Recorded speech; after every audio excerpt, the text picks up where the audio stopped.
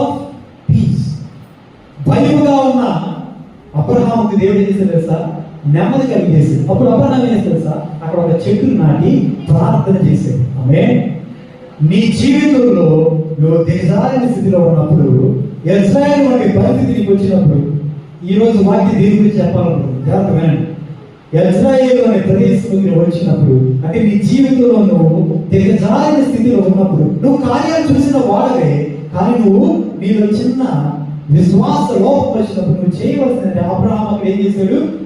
ప్రార్థన చేశాడు. ఒక నిబంధన అభిమేలకుతో చేసి అబ్రహాము ప్రార్థన చేసినప్పుడు అబ్రహాముకు అభిమేలకుకు దేవుడు నెమ్మదిని, peace of treaty, well of work ఇచ్చాడు. ఆమేన్. దేవుడు నెమ్మది నీకు కలుగు చేస్తాడు. కంగారు పడుతూ జీవిస్తున్నప్పుడు ప్రార్థన అబ్రహాం వల్ల చేస్తే దేవుడు నెమ్మది కలిగేస్తాడు. అదే ఇశ్రాయేలు అదొక అనుభవమేనా? లేదు. అబ్రహాం